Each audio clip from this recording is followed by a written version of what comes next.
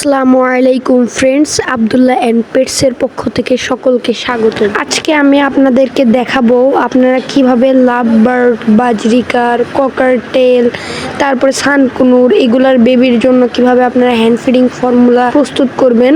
তো আমরা বাজার থেকে যে ফর্মুলাটা কিনে থাকি ওইটার ভিতরে কিন্তু অত একটা পুষ্টিগুণ দেওয়া থাকে না, অনেক ভেজাল থাকতে পারে ওর ভিতরে, এবং ভেজালের জন্যই ওগুলোর ভিতরে ভেজাল থাকে দেখে আমরা যদি কম দামি ফর্মুলা আমাদের পাখিদের খাওয়াই তাহলে আমাদের পাখিগুলা মরে যেতে পারে। এর জন্য আমি আজকে আপনাদের সাথে শেয়ার করব কিভাবে আপনারা মাত্র 40 টাকা খরচ করে আপনারা প্রায় 400 থেকে 500 গ্রাম খাবার বানাতে পারবেন মাত্র 40 টাকা খরচ করে। তো চলুন বন্ধুরা ভিডিওটা শুরু করা যাক এবং সম্পূর্ণ ভেজাল। তো বন্ধুরা আমি এখানে সবার আগে নিয়েছি পুলেট মিক্স, তারপরে আমি নিয়েছি এখানে রেজা, তারপরে নিয়েছি ক্যানারি এবং নিয়েছি গোল্ড। এই সবগুলো আইটেম আমি মাত্র 10 টাকা করে কিনেছি। এর মানে এই 4টা আইটেম মিলে আমি 40 টাকার জিনিস কিনেছি।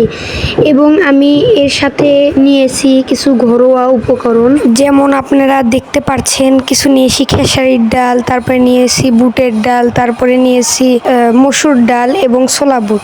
এই সব উপকরণ ইনশাল্লাহ আপনাদের বাসায় থাকবে। আপনারা এইগুলো সব উপকরণ একটু কম বেশি করে নেওয়ার চেষ্টা করবেন। মসুর ডালটা একটু কম করে নেবেন এবং বুটের ডাল এবং ছোলা বুটটা একটু বেশি করে রাখার চেষ্টা করবেন। তো বন্ধুরা আমি এখন এগুলো একে একে সবগুলো উপকরণ ভালো মতো মিক্স করে নেব। তারপরে এটা আমাদেরকে ভালো করে পরিষ্কার করে নিতে হবে। তো দেখতে পাচ্ছেন আমি মাত্র 40 টাকা খরচ করছি, আর এগুলো সব আমার ঘরের উপকরণ।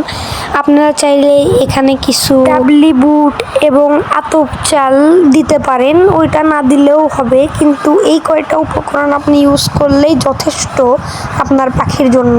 এখন আমি এগুলো উপকরণ ভালো মতো পরিষ্কার করে নেব যাতে একটা ময়লাও না থাকে। তো বন্ধুরা আমি পরিষ্কার করে আপনাদের মাঝে আবার আসতেছি। তো বন্ধুরা আমার এই উপকরণগুলো ভালো মতো ধুয়ে রোদে শুকিয়ে নিয়েছি। এখন আমি এই উপকরণগুলো একটু ভেজে নেব যাতে এটাকে আমরা অনেক দিন পর্যন্ত সংরক্ষণ করতে পারি, এবং এই জিনিসগুলো যদি আপনি ভেজে নেন তাহলে এটা আপনার ব্লেন্ডার করতে অনেক বেশি সুবিধা হবে। আমার ভেজে নেওয়া শেষ। এখন আমি এই খাবারটাকে ব্লেন্ডার করব, এবং অবশ্যই আপনারা ব্লেন্ডার করার সময় এই খাবারটার ভিতরে কালো জিরা দিয়ে নেবেন অল্প করে। কালো জিরা আপনার পাখির রোগ প্রতিরোধ ক্ষমতা বৃদ্ধি করতে অনেক বেশি সাহায্য করবে।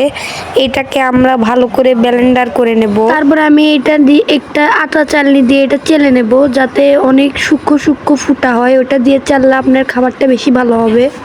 তো আমার খাবারটা চেলে নেওয়া শেষ। দেখতে পাচ্ছেন কতগুলো খাবার হয়েছে মাত্র 40 টাকা খরচ করে, এবং দেখতে পাচ্ছেন আমার ভুসি এতগুলা বের হয়েছে। এগুলো আপনারা আপনাদের হাঁস, মুরগি, গরু, ছাগলদের দিতে পারেন। তো বন্ধুরা দেখতে পারলেন আমি আপনাদের পুরো প্রুফ শুদ্ধ দেখে দিলাম যে আমি কোনো ভেজাল ইউজ করিনি। মাত্র 40 টাকা খরচ করে আমি এতগুলা খাবার বানাইছি, প্রায় 400 গ্রামের মতো। তো বন্ধুরা আপনারা যদি আপনাদের পাখিকে সুস্থ রাখতে চান আমার এই রেসিপিটা ফলো করতে পারেন। ইনশাল্লাহ আপনার খরচও বেশি হবে না, আর আপনার পাখিটা অনেক বেশি সুস্থ থাকবে। এবং আরেকটা জিনিস আপনাদের আমি বোনাস টিপস দিচ্ছি, সেটা হচ্ছে যে আপনারা আপনাদের পাখির এই খাবারটার ভিতরে একটু চিনি দিয়ে দেবেন, তাহলে আপনার পাখির গায়ে সবসময় এনার্জি থাকবে এবং এই খাবারটা বেশি টেস্ট হলে ও বারবার খেতে চাবে। তো বন্ধুরা ধন্যবাদ, আজকের ভিডিও একটুকুই, দেখা হবে অন্য কোনো ভিডিওতে। আসসালামু আলাইকুম।